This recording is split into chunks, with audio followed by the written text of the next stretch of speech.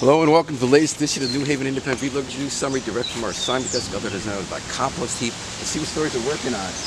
Well, this, sad to say, is home for some people in New Haven. Independent reporter Nora Grace Flood was at Union Station when it closed at 1 o'clock, and dozens of people who are homeless stay there instead. They get kicked out, and they go in the dumpster. They find the cardboard boxes, flatten them out, and just lie there at their bed for the night. Man, is that sad. We don't have easy answers to that for New Haven. It's a broader mental health addiction and affordable housing problem.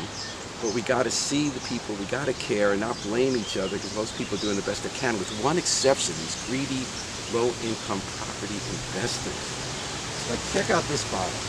Dr. Bronner's 1801 hemp eucalyptus pre-castile soap. It's really concentrated, but this whole bottle cannot begin to clean off the slime that is investors like Raphael Badouche, who bought a property in Highland in New Hallville.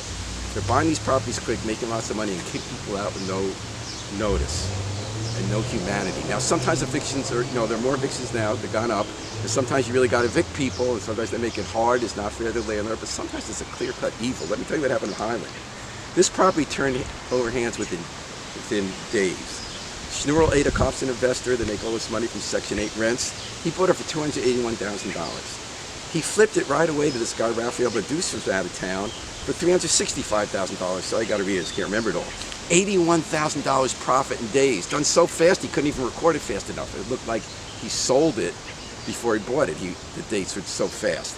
Meanwhile, they evicted people who were paying their rent because they hadn't given them new leases and gave them no time to leave. People work at Walmart and struggling.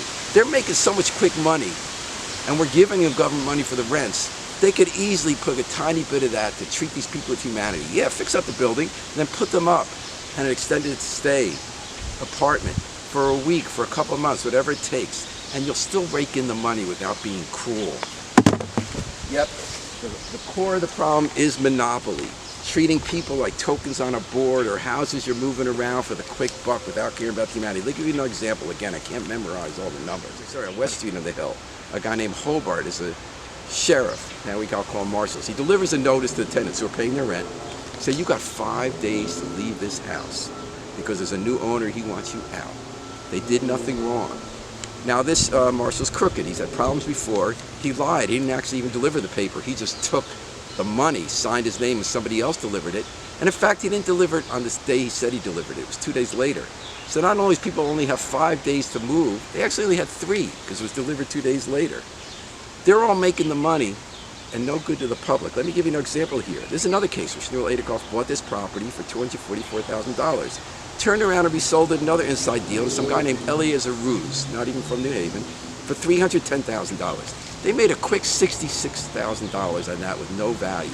This marshal made the quick money, and they boot out these human beings without any notice. Cruel, inexcusable. But there's good news, folks. There's another place that needs a new home for a good reason. You see all these 10 volumes of Jews in New Haven history books? That's from Jewish Historic Society, one of many great ethnic historic societies in town. We have these great archives, tons of them, memorabilia, documents. They now have new books called Walk New Haven with tours around town. They have a home, thanks to Southern, on Fifth Street. They had their 35th anniversary. They're going strong. They formed in '88. On Sunday, I went. The place is bursting with so many documents, so many people, so many exhibits that they need a new home, and so it's going to help them. That's good. And what they said is, so does the Italian-American, Irish-American, Jewish, African-American, Ukrainian-American. They all came together in '88 and say, we love being proud of who we are. That makes us stronger, and learning from each other and working together under one roof. What better definition of home and community, and why New Haven is a great place despite some of the greedy monopoly players. Until next time, this is New Haven Independent Vlog News Summary, and remember, always pick up your trash.